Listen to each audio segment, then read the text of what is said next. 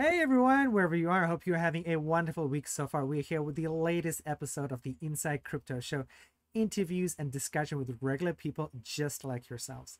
Today we're joined by Malisha. He's the founder of Streamflow. Streamflow provides a product suite every organization can use to manage and stream value on Solana. This suite includes token vesting, payroll, and batch payments, all on top of a secure multisig wallet. If you don't know what that is, we can talk about it just now. Just hold your horses. We have to the usual disclaimer: anything said by either Malisha or myself does not constitute financial advice. Our opinions are our own and not to be connected with our respective organizations. Please do your own research. Because it's just Malisha today, we can talk a little bit about his background. Malisha, thank you very much for making time to be on the podcast and the YouTube video today. Tell us very quickly about yourself. Thank you for having me. Yes, you said everything correctly about Streamflow. I was pleasantly surprised to hear it from you.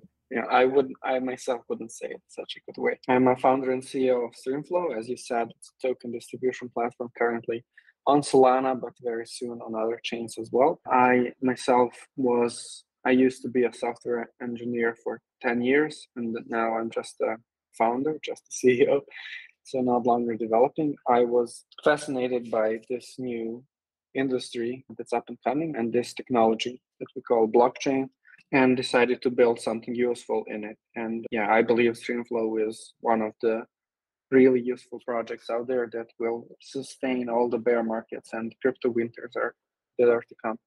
Nice. Just to throw out all the questions out, like what came up, because Streamflow is not a typical project. You're dealing with mostly companies or other institutions. How did you come up with the idea of Streamflow? What made you say, okay, this is a problem, I'm gonna solve it?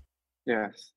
Yeah, great question. Thank you for asking. Basically, I figured out, as I said, Web3 and blockchain are emerging technology, and we're in very early days of such technology. And you see a lot of projects out there. Some projects are outright Ponzi and scams. I mean, not to name anyone. Some projects are shady. Some projects are good. There are borrow lending protocols. There are NFT projects, NFT platforms. There are different DeFi projects out there. And we decided, okay, so some of these projects will succeed. Some of these projects will fail. We want to remain agnostic and serve Web3 company no matter what they do. Of course, if they're into some illegal stuff and we know it, yeah, we'll not conduct business with them, but you get the point. And then that's our market basically. Every Web3 crypto team, project, startup, DAO out there, they have a need to distribute tokens in one form or another. So whether if it's a token vesting for their investors or crucial employees, team members, or they're doing airdrops, grant distribution, rewards, or they're doing like a payroll to their contributors or employees, team members. We all need Streamflow as well. We all need these basic financial operations. And that's the gap that we are filling, and that's our market, and that's what we are trying to solve. We want to allow Web3 teams to find crypto native financial workflows easily. That's it. And we started on Solana, but it's not Solana specific. It's for everyone. We can talk about it later. Sure, you brought it up, so we might as well get into it. So you said you're not just on Solana, you said it in your intros, but at the moment you are on Solana. I mean, is there anything you want to say about what chain is next? Are you thinking L2, L1, Avalanche, or Polygon, or something like that? Like, what's top of mind for you? Yes. So we started on Solana a year ago because there was no similar solution on Solana at that point. And me being me, I wanted to try out the new tech, the new emerging chain, just put my hands on it and build something like an MVP or proof of concept, which I did. And then out of the hackathon, out of that proof of concept MVP, actual company project emerged where we found the product market fit. And then we want to take these to EVM compatible chains next. Obviously, our contracts are currently built in Rust on Solana, but the goal is to implement or re-implement contracts in Solidity and then deploy on some EVM chains. We don't have an exact strategy which one. It will most likely be one of the prominent scaling solutions. Nice. I've interviewed a few Solana projects from UXD Protocol to Marinade as well. Like some of these guys, they listen to our podcast and for them to get started using Streamflow, like what would be the first step? Is there like a sales team, or do they just sort of DM you on Telegram and say, hey, Malisha, I want to start using Streamflow. Do you want to give me a demo? Or like, what's the process to get Yes. started? No, we do have a sales team. We do have a business development team that's working around the clock to onboard projects. And since this is essentially B2B product, as you already said, a lot of it comes to actually building trust and getting to know the team behind the project. So we just want to go away, disappear, or whatever is the concern or fear in customers' eyes. Yeah, if you're a Solana-based project and you somehow haven't heard of Streamflow yet, which I think is highly unlikely, but you can just go ahead to streamflow.finance or our short and sweet URL, which is strm.me, like stream.me. And there's a button you can book a call, but we believe that our app is intuitive enough that you can go ahead and use it on your own. It's permissionless. You just connect the wallet and you can use the application, because we've built the whole thing. We built the protocol, we built the SDK, we built a UI on top of it. We like to build vertically integrated product. One question I'd like to ask, what's the advantage of going the Web3 route when it comes to token vesting and payments and payroll and that sort of stuff, as opposed to the traditional route of like the States is they have like Ceridian and other stuff? Like, why should someone use Streamflow as opposed to going the traditional finance route? What would be alternative route for Web3 startup? Okay, they would be registered in some country and they'd have payroll through that respective country's bank or organization or institution, or don't have to be registered there. People use the British Virgin Islands or the Seychelles or something like that. Like why should they use Streamflow, other similar protocols, as opposed to doing this? Yes, it's a good question and probably a tough one. But the thing is, we are gathering needs of crypto native organizations, call them DAOs, companies, teams, anons, degens, however you want to call them. But we find that crypto native companies operate in a different manner. And most of the time, there is no on-ramp to begin with, but we start from the crypto. We start with stable coins instead of fiat money on a bank account. We see more and more companies or DAOs emerging like this. And that's why we believe that crypto native solution like Streamflow is superior to the existing one. And it's all there on chain. If you want to go down the transparent route, you can see what's going on in contracts. You can provide safety and transparency for your investors, that these are the token allocations that you actually promise that are going to be dedicated to foundation and they're following the certain investing. And you can see all of that. And with the emerging privacy tech, you can also hide transactions and have zero knowledge private transactions on Solana soon as well. Nice. Yes. And that makes a lot of sense. Like you mentioned token vesting as well. And most people who have been in the space for a few years know like token vesting is a very controversial topic, with some teams allocating 20% or 15%, and suddenly it magically changes later on. And like you said, transparency is definitely key. I mean, for regular people in a project, so it totally makes sense. Let's talk about token vesting as well, because that's something I asked some of our community members. It's like, hey, this is Streamflow. I'm going to talk to them on Tuesday evening, Taiwanese time, where I live. What questions do you guys have? One of our users was like, okay, I'm not a business, but I'm a user of X protocol. Can I use Streamflow to check on a project's token vesting and tokenomics and payments and that sort of stuff? Is it transparent for me? Can I check that, or is it just only available from the business side? Yes, it's a great question. And we are developing something that we call Stream Explorer, which will be publicly shareable link that project owners or whoever created vesting contract or stream can share. And therefore, everyone who got the link can see all of the details of that stream. That being said, projects need to actually go ahead and create a vesting contract for those 10, 15, 20% if they value transparency. There is nothing Streamflow can magically do to lock those tokens if project doesn't want to. But we do see a lot of value for token holders, for retail customers, as you said, to build trust in project by project simply locking up what they promised to do, nothing more, nothing less, just what they promised to do, lock it up in a certain allocation, and then set all the parameters, the unlock dates, and share that with community. That will be available in Q3 for sure. That's cool, very exciting. I was looking at your Twitter as well, and I downloaded the video. So while people are watching the YouTube video, they're gonna see your little Twitter video about automatic withdrawals. Do you want to explain what automatic withdrawals are? Because I think that was really cool. That just occurred to me when I was walking down the street. It would be really cool if you don't have to go somewhere and claim tokens, and those are just magically distributed to your wallet on time when they're supposed to. Therefore, we modified the contract and made this possible. And this is something that really fascinates me, because that's what I think is normal and how the experience should be. Yeah, that's something I think is normal and how it should be. The whole UX should be like that, really nice and smooth for the customer. But I get a lot of questions, and we built this 9 months ago, the initial version, but we built several months ago. It went live, etc. And I still get a lot of questions how it works.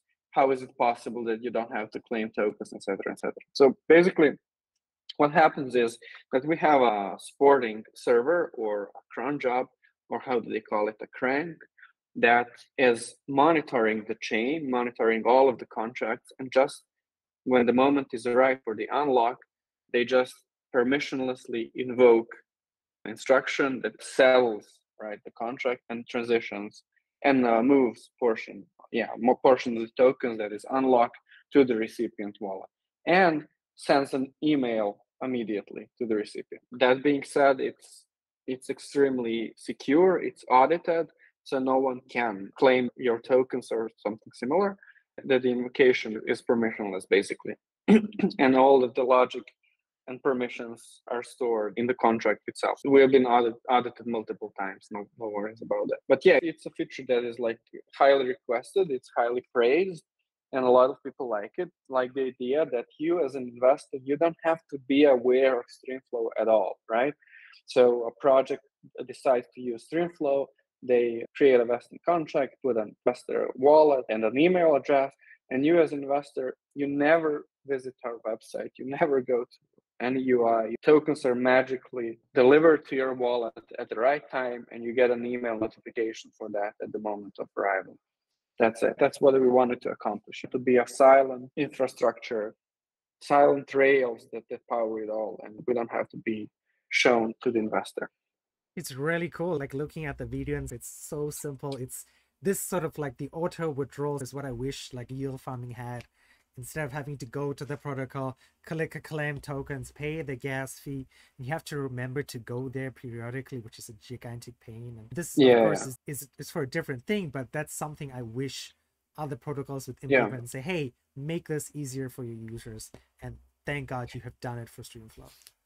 Yeah, and this is also something that we will be heavily utilizing when it comes to real-time payroll, because we at Streamflow get a portion of our salary through Streamflow. So we put our, how they say, we put our foot where our mouth is, something like that. Yes, that's perfect. And you can see in the video that we have team members who are paid every hour through Streamflow, and every hour they get a portion of their salary distributed into their wallet. And this opens up a variety of use cases, and this is something that will be going forward. This is not a primary focus for us now, but 2023, most likely we will be focusing heavily on real-time payroll and having funds available real-time on your card, on your bank account, outside of the crypto land. Use it for whatever you like. And automatic withdrawals are a key part of it. Nice. I have a question, because I'm a remote employee, right? Most of the people who work for Amun are in New York or in Zurich. So I get my salary in dollars here in Taiwan, but I have an option to get it in crypto as well. But one of the things with my companies, right, they don't do health insurance or pension or social security, whatever you want to call it here.